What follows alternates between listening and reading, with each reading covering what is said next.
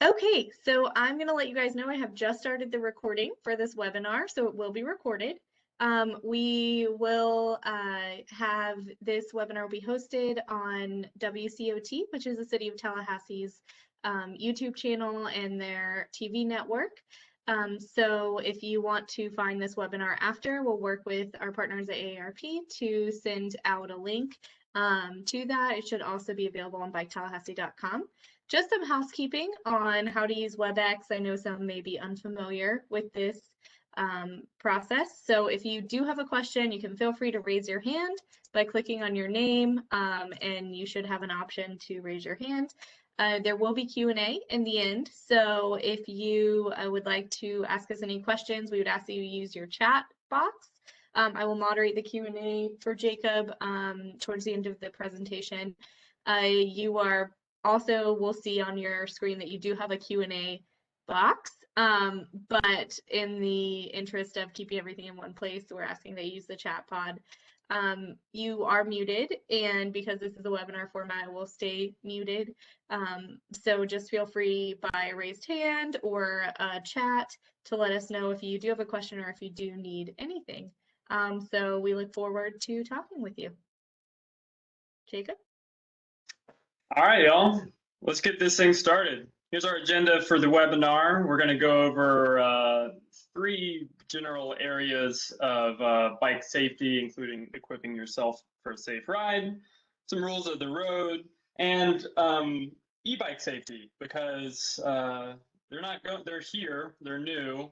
You probably know someone that has an e-bike, and you might have an e-bike yourself, and they're here to stay. So they're slightly different from a standard bicycle, so it's good for us to cover this topic now as they are hitting the streets. Equipping yourself for a safe ride.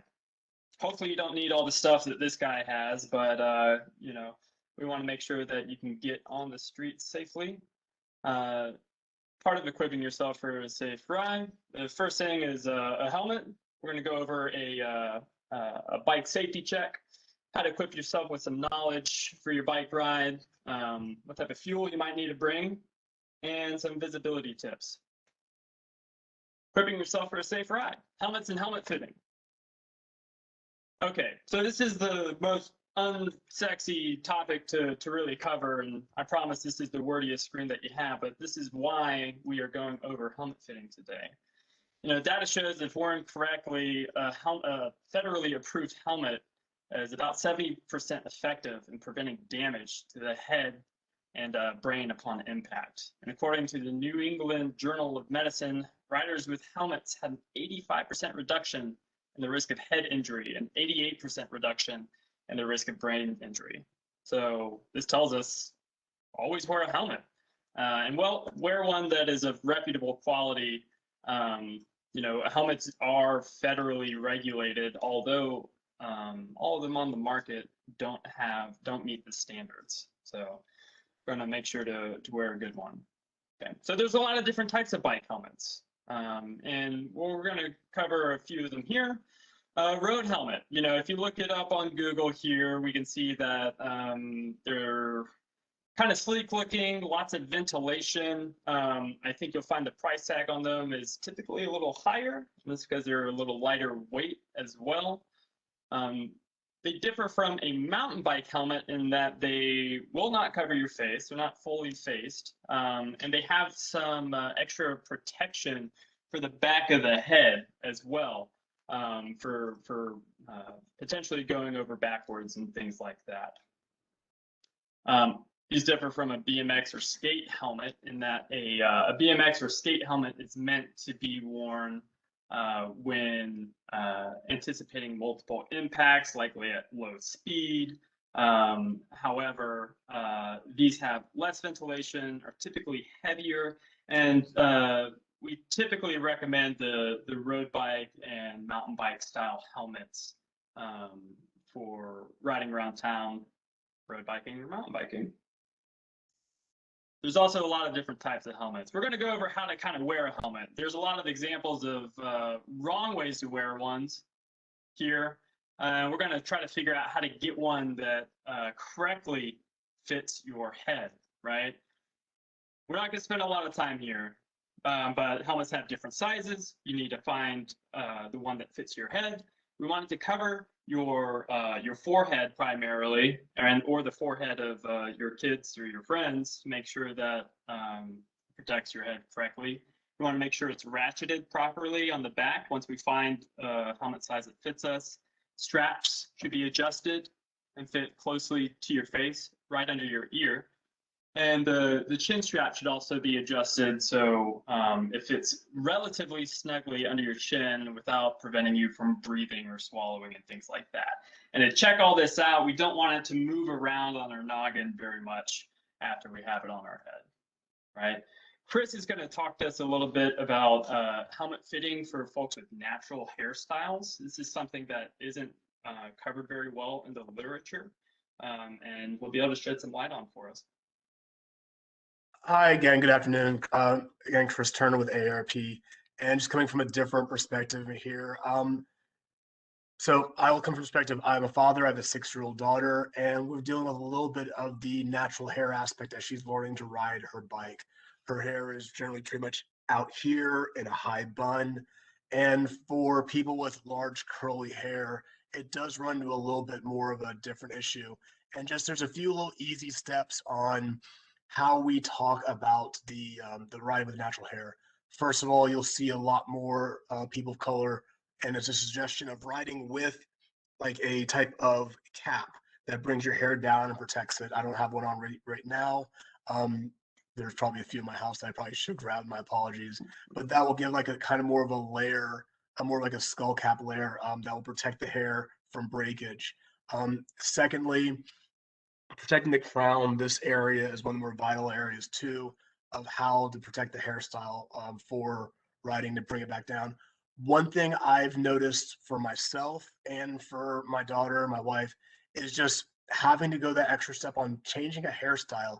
And the reason for that is you want to make sure that the bike helmet fits properly.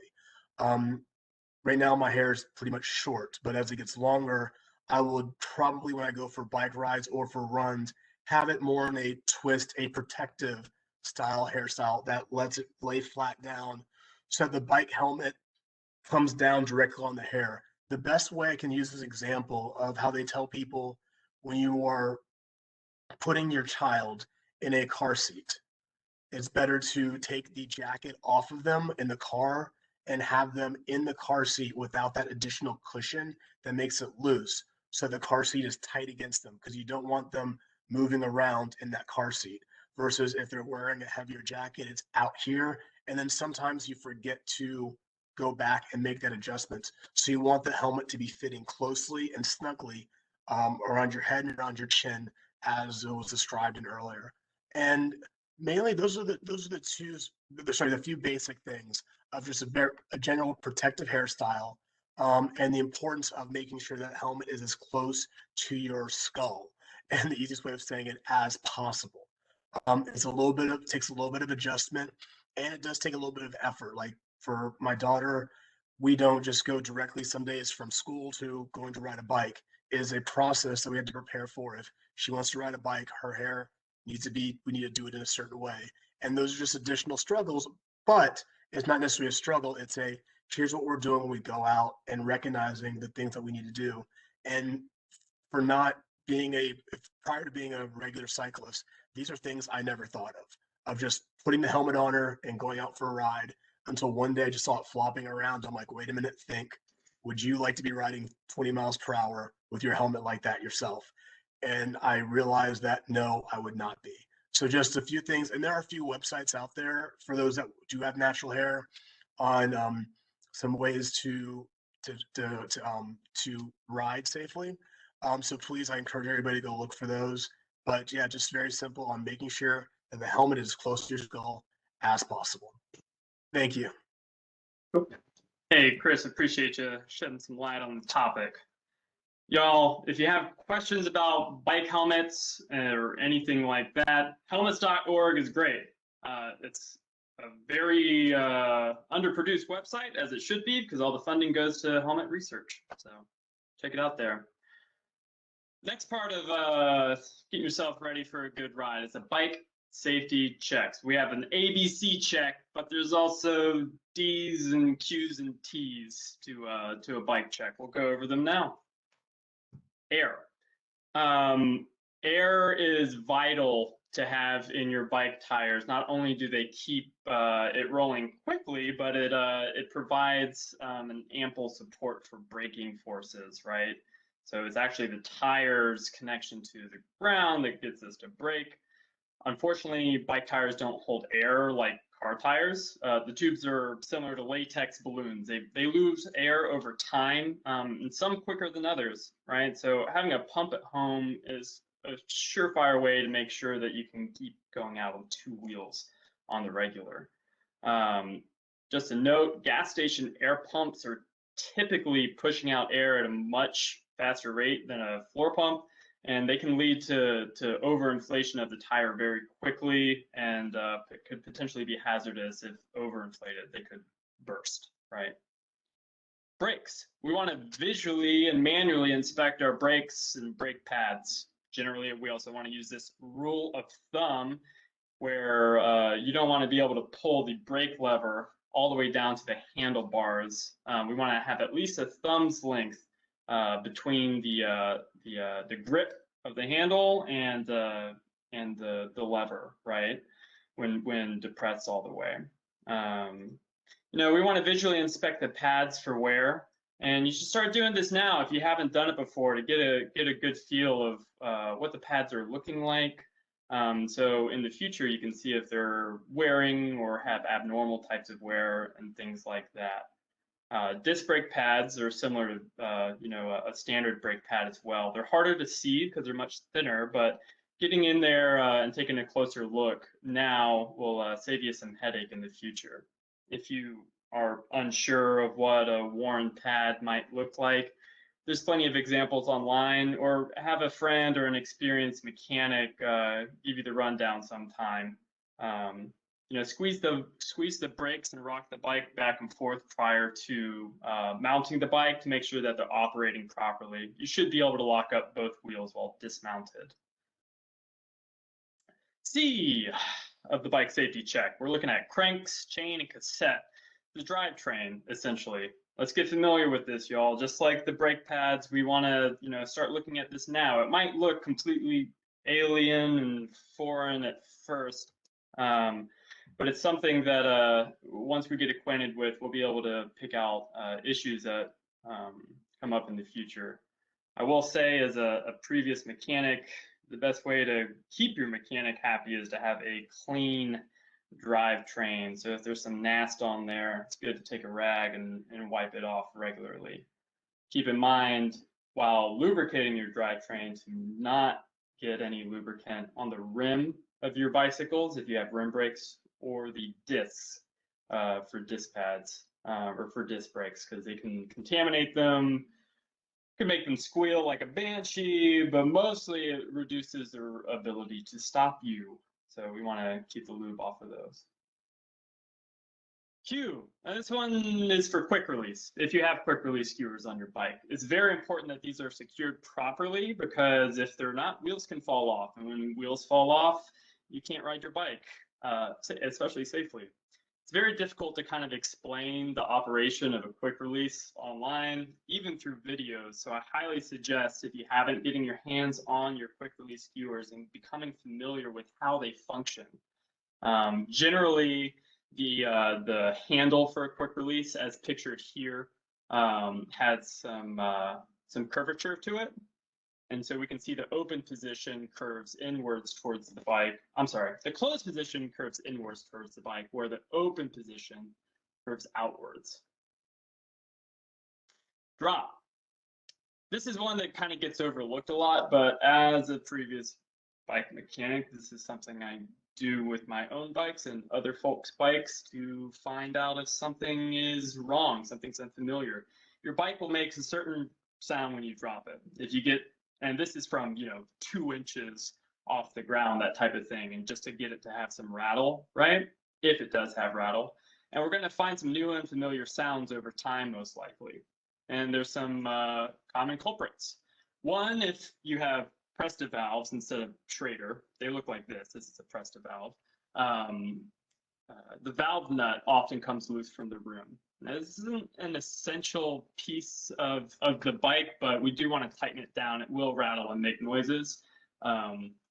Another one could be your kickstand. It's very, very common for the kickstand to become loose. You likely need an 8mm wrench to tighten this down.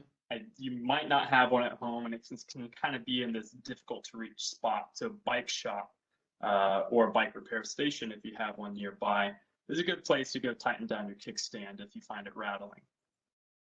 Your water bottle cages can rattle quite a bit. You can even see in this photo that the bottles are contacting each other. That's another place where they could be making some noise. And there might be just some complete and utter mystery of the noise that you can't figure out. This happens all the time. You can take it to a mechanic and they can help you figure this out. Oh, and before you ride, don't forget to have a flat kit, if possible. It's not completely necessary if your trip is short and local. However, for any type of expedition, especially going somewhere unfamiliar, having a flat kit goes a long way.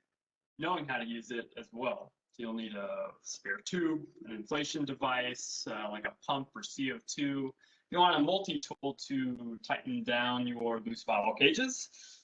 Tire levers to change a flat. A patch kit, just in case you need more than one tube. A couple bucks, probably not this 20. I don't really keep a 20 in my flat kits. I don't know about you, but I don't have that much cash laying around. And a credit card can be very useful in case you need to hail a ride home. Test ride your bike before doing any big rides or riding in unfamiliar places. This is going to, again, bring you back to the beginning of the ABC check. Test riding is going to let you know if your air is low, if something is rattling, if your drivetrain sounds like garbage, needs to be lubed or clean, or something is just plain wrong. The test riding is a very important part of any bike check. Equipping yourself for a safe ride. Knowledge. This is a big one, y'all. We're going to need to know what's the weather doing. If it's going to hailstorm, maybe it wouldn't be a good idea to go on that 20-mile ride that you hadn't done before. Route selection is another thing. There's a million different ways to find a good route from point A to point B. I highly suggest getting in touch with your local cycling groups and ask them, given your experience and comfort level, type of bike, etc., what would be a good route from point A to point B? Maybe I want to go on a 1-hour bike ride. I'm a novice. Someone's going to suggest something. The cycling community is very friendly. Let other people know where you're going, especially if it's in an unfamiliar place and you're going by yourself. Have a map or a mobile device that has mapping capabilities on it. You will find that you can download offline maps. So if you're going somewhere that has poor cell connection, you can typically still get a GPS connection and use it with mapping on a cell phone.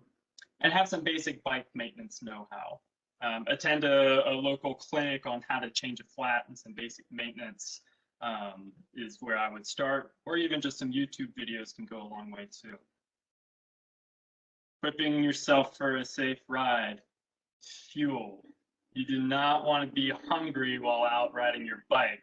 Now, this is more to do with, enjoying yourself, but a lot of the times maybe, you get out, you get a flat tire, maybe you get another flat tire, maybe it starts raining, maybe it gets cold. Having some extra calories on hand can ensure that you have a good time, even in adverse circumstances. First and foremost, part of that fuel is water. Know where water is and keep water on your person as well. If you're riding with children, their bikes typically don't have capacity to carry water, especially not this much. And I highly suggest carrying extra water for them as well. Snacks. Now, this is not a federally approved helmet, but carrying food with you, again, like I mentioned, is very important to having a good ride. I don't go on a ride without at least a Cliff Bar or something like that. Equipping yourself for a safe ride. Visibility. In Florida, a reflector on the rear of your bike and a lamp or light on the front is required between sundown and sunup. So any hours of dark is required. This isn't really enforced very frequently. I think in Gainesville it's enforced quite a bit, especially around campus. But this is a state statute, so it is in law. Additional visibility gears and gear and techniques aside from the state mandated ones could be to demand eye contact of drivers. So day or night, in any turning situation or intersection, the only surefire way to know that you've been seen by the driver of a vehicle is to make eye contact with them. I personally don't go through any four-way intersection without achieving this step with other drivers at the intersection. Vocalize. A lot of times, whether it be, for pedestrians, other roadway users, and even folks in cars, vocalizing to let your presence known can be a very effective tool to be seen. Positioning wisely is another good tip that we can use. I won't say too much about this. There are a lot of different schools of thought in proper positioning of yourself on the road or not. And cycling savvy is one plug that I'll put in here for those that are more experienced and looking to gain confidence in riding with vehicular traffic. High visibility gear is kind of a no-nonsense one, but it is shown that this fluoro yellow is the highest visible to the human eye color for low light conditions compared to reds, oranges, greens, whites and blacks and reds. This fluoro yellow is the highest vis color for the human eye to see at low light. And of course, lights. Besides just the mandated rear red reflector and front lamp for low light conditions, lights can be used in the middle of the day to enhance visibility, to be seen, and they can, of course, help in low light conditions as well, to see and to be seen with. All right, our second module for this webinar is going to be rules of the road. And y'all, if you have any questions, please drop them in the chat. We'll get to them at the end here, okay? The rules of the road, and this is, again, in the context of bike safety and how to have a safe ride. So, rules. Let's start with the mandated ones, at least here in Florida. Helmets. You have to have one strapped to your noggin if you're under the age of 16 or in the care of someone under the age of 16. And that is a federally regulated helmet, not just a whatever toy helmet, that type of thing. Lights, again, you need the reflector in the rear and the lamp or light up front at the hours of dark. And listening devices, you can only have one ear in, so keep that in mind. Using the correct position on the road, right? So again, talking about state statutes, the language says that except when passing, you need to ride in the rightmost portion of the road. That sounds like some very loose language, so we'll kind of get to what that actually means. So FDOT recommends a 14-foot lane for sharing when riding with traffic, right, as depicted here. But no state statute actually defines the shareable lane width. There are new statutes in 2021 for different bike laws that just came through. Namely, some of those are passing at four-way stop intersections. Groups of riders can now go through an intersection at groups of 10 instead of one at a time legally. Whether that happened or not in the past, I think we all know the answer to that. But a 12-foot lane is typically the smallest lane to take the lane in without being able to share. Riding against traffic. Now, this is outside of statutes now. We're just talking about some tips to have a safe ride and some just very common techniques to avoid adverse interactions with other roadway users. A major contributor to bicycle vehicle collisions is riding against vehicular traffic. Now, this could be on the road, but also on the sidewalk, right? And we can see here that a driver pulls up to a stop sign, and oftentimes they're not looking in the counterflow direction of travel for a lane that's depicted here, and collisions happen quite frequently because of that. Again, making eye contact is an excellent way to avoid situations like this. Assuming you're invisible without that is another tip that I personally take out with me every day. Sidewalk riding. It's great, completely fine to do. You should ride a bike in any fashion that makes you feel safe and comfortable. It's completely legal in the state of Florida, but there are a few things to watch out for when you're riding on the sidewalk. Driveway cuts for one. They typically have very low sight distance, and people are backing out of driveways as well. I'm sure you experience this in your car, should you be driving one. And something to always look out for. Assume that you are not seen. Sidewalks have things that roadways do not. Roadways and bike lanes don't have mailboxes. They usually don't have pedestrians or utility poles or signs, etc. in them. So some extra awareness is required to ride on the sidewalk typically. And it's still safer to ride in the direction of traffic, with traffic that is, when riding on the sidewalk for the aforementioned reasons. When riding on the sidewalk, legally, bicycles have the same duties as pedestrians do, especially at intersections and following signage and things like that. Other safety factors to consider in your ride are sun glare. Now, wearing sunglasses and having a cap is great for you. However, we want to avoid riding in the direction of the sunset or sunrise, or choose particular facilities cautiously when doing so, because it prevents vehicles and drivers from being able to see you as easily.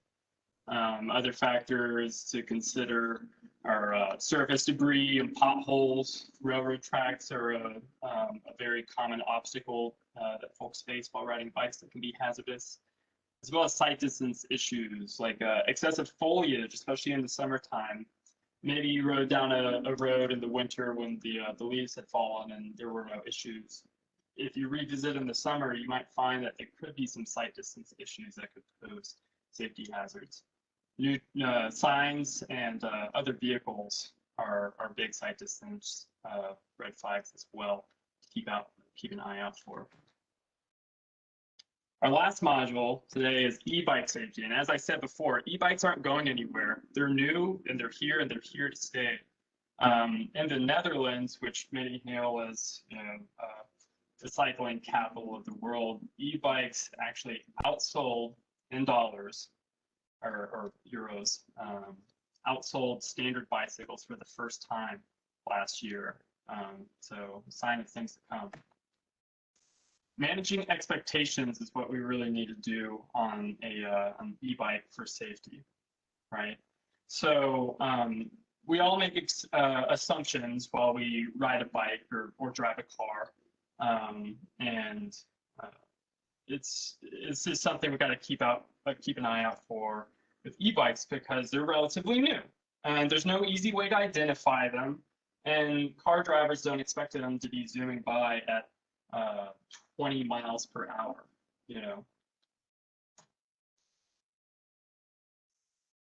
So with great speed comes great responsibility, and braking is one of these with e-bikes. So the go-to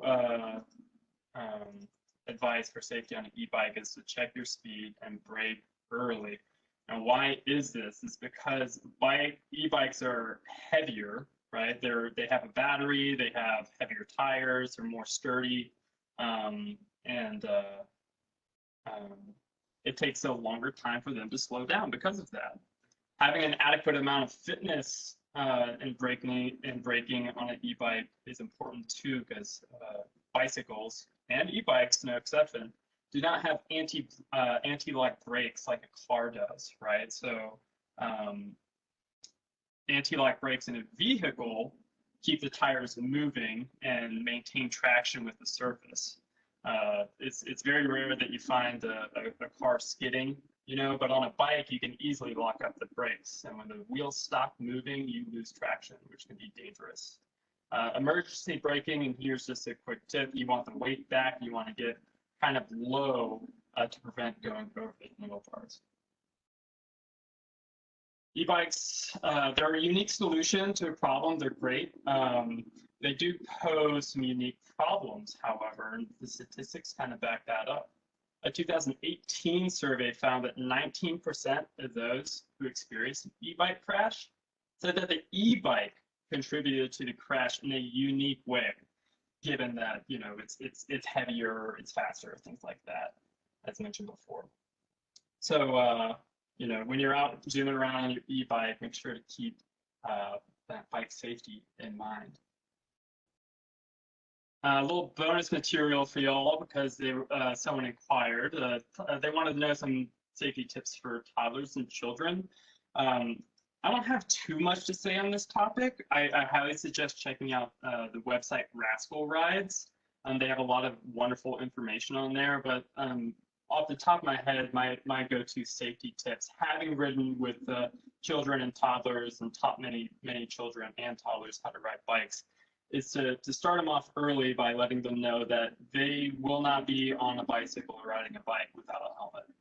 You know, setting that precedent early is very important. Having snacks and water can be great tools for encouragement of children and toddlers. My wife was able to get, you know, she used to nanny several kids by bike, and it was amazing what they would do for one single blueberry, right? Having extra visibility is very important because you're looking after the lives of not only yourself, but others. And going with a group can really help in keeping extra eyes on the prize. And y'all, that's what we have today for our bike safety webinar.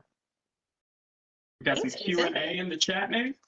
Yeah, so we got a couple questions. The first you covered, I think, pretty much in depth. This question related to bike maintenance. So Great. I think that you went pretty in depth with your bike maintenance section, but if there's anything that you feel like you didn't cover that you might want to bring up now, let me know. There's tons that we didn't cover, but if there's any specific questions, I'll be happy to answer them if they drop it in the chat. Okay. The next, so if you ask that question and you do have something specific that was not covered, feel free to let me know. We can read the question out. We also had a question about the safest way to slow down when riding down hills. It almost feels like you knew what people were going to ask already when you were creating your presentation. Yeah. I think you did address this a little bit in your e-bike, but if you want to go into more detail. So there's a common misconception that using the front brake of the bike is dangerous because when you lock up the front wheel, you typically have an adverse experience. You crash because the wheel is no longer spinning, right? But I highly suggest using the front brake and rear brake simultaneously. You usually have to use a little less pressure on the front brake, but the front brake is more powerful than the rear. Don't ask me why, it's physics, but the front brake will slow down your bike faster. Learning how to use your brakes appropriately takes practice. You know, just like this is a very recreational and active and sporty activity. You know, you don't see professional soccer teams go on the field and just start playing. You know, they have to warm up and practice. So if you're unfamiliar or not very confident in using your brakes, it comes with time, and some practice can go a long way in learning the limits of what your bike and what you're capable of. Okay, thank you.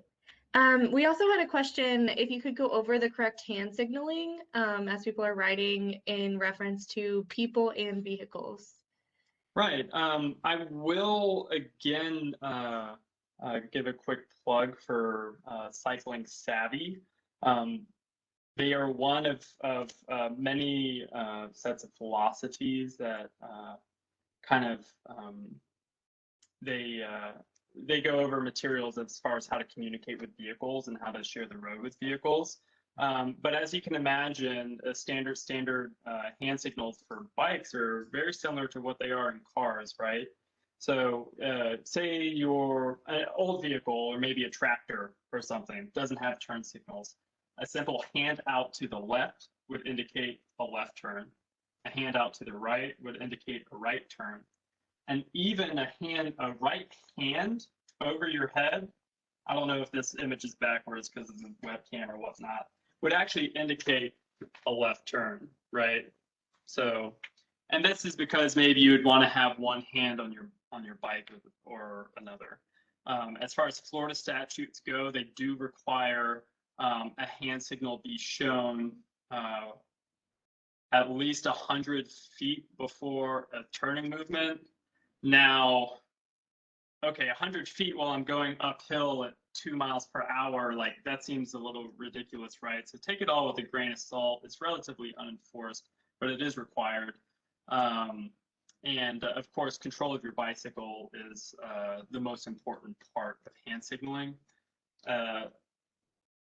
I ride with a lot of kids as being a bicycling mountain bike coach. This signal right here, just a solid fist up for any riders behind me, is pretty good at signaling a stop.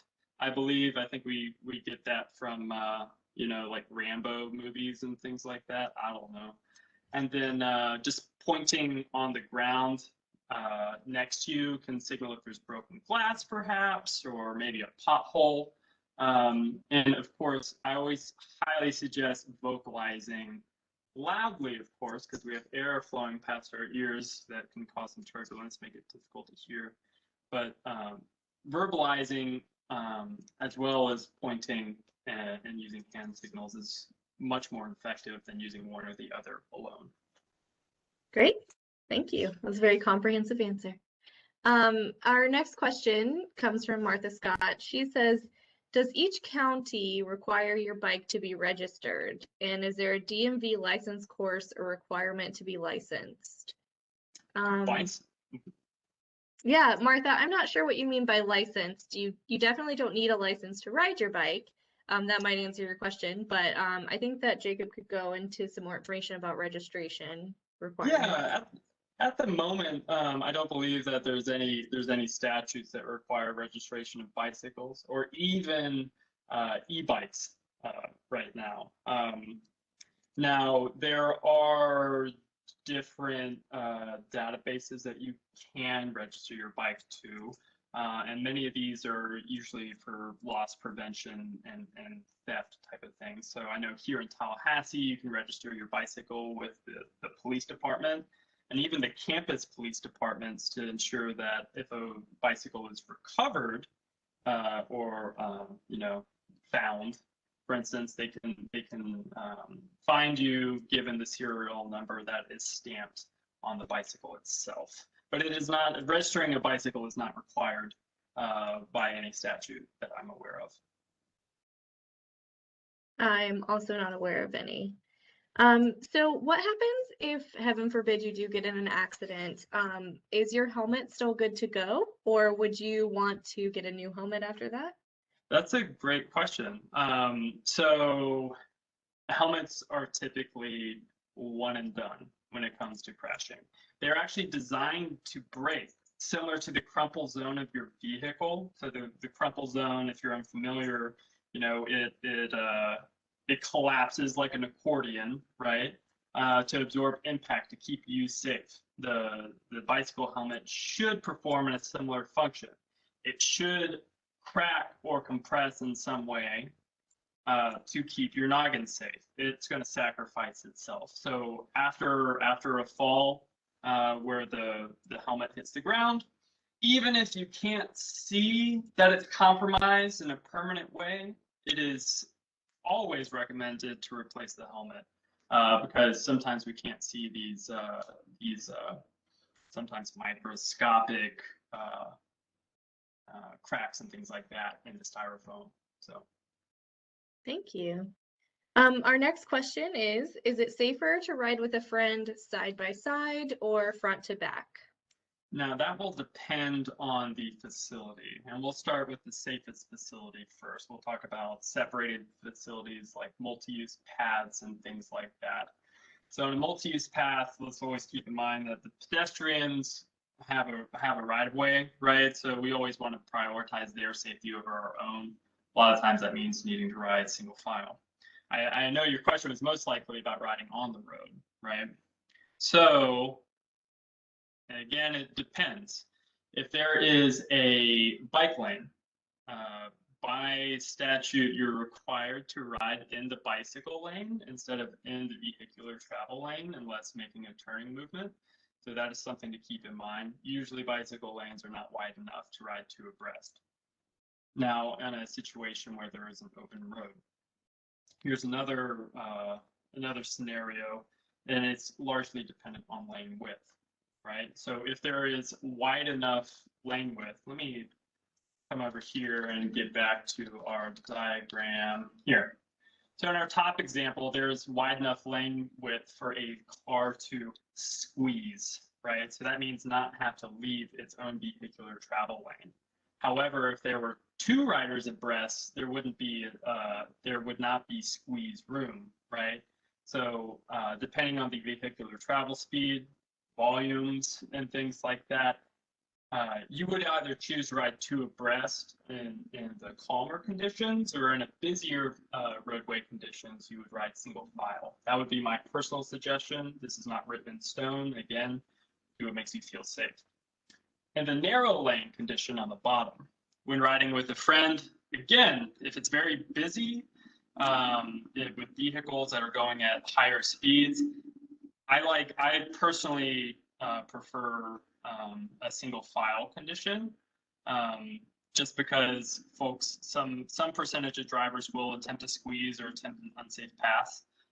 Two abreast is completely valid, legal, and often safer because you take up more space on the road, you're more visible, and you force a pass in a different travel lane. Which reminds me of these new statutes. It is now required for vehicles in this bottom situation, that 12-foot lane, to completely exit your travel lane and get into the other travel lane to pass in Florida.